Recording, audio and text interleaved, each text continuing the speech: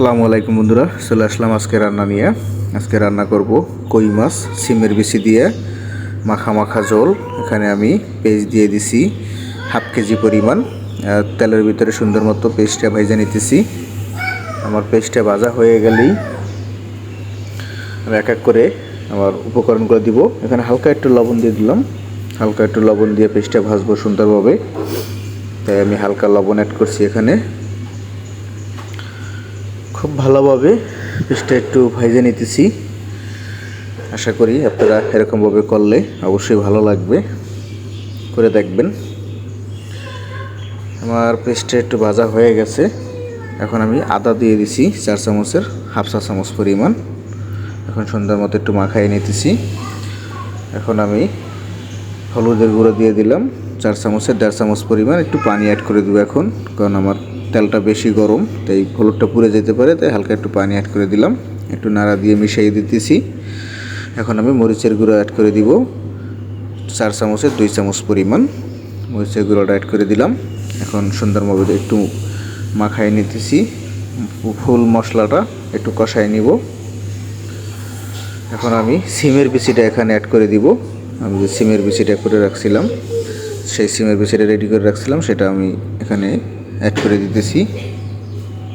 সুন্দরভাবে এখন সিমের বিচিটা দিয়ে এখন কষাই নিব। দেখতেই পারতেছেন কষাই নিতেছি।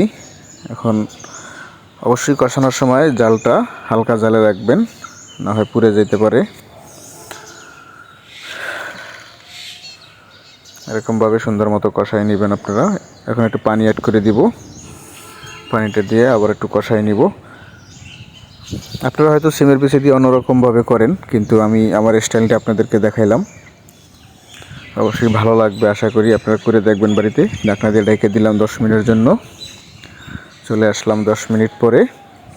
দেখতেই পারতেছেন পুরো পানিটা গরম হয়ে গেছে, টকবগে ফুটতেছে। হ্যাঁ, আমার বিচিটা হালকা সিদ্ধ হয়ে গেছে। এখন মাছটা অ্যাড করে দিব, কই মাছটা। অবশ্যই মাছটা ভালোভাবে ধুয়ে নেবেন। দেশি কই মাছ, মাছ ধুয়ে না নিলে খাবারটা ভালো হয় না, গন্ধ আসে। তাই আমি ভালোভাবে মাছটা ধুয়ে নিয়েছি, আপনারাও ধুয়ে নেবেন। যাই হোক, মাছটা অ্যাড করে দিলাম। এখন আমি এখানে জিরের গুঁড়ো অ্যাড করে দিব 4 চামচের হাফ চা চামচ পরিমাণ। আপনারা চাইলেও অ্যাভয়েড করতে পারেন, আমি দিয়ে দিচ্ছি কারণ আমার জিরের গুঁড়োটা ভালো লাগে। কাঁচামরিচ ফাড়া দিয়ে দিলাম 8-10টা। আমার রান্নাটা কিন্তু প্রায় শেষের দিক। মশলাটা এখন একটু পানিটা আর একটু শুকাই নিব, একটু ঘন করে নিব ঝোলটা, তাহলে আমার রান্না হয়ে যাবে।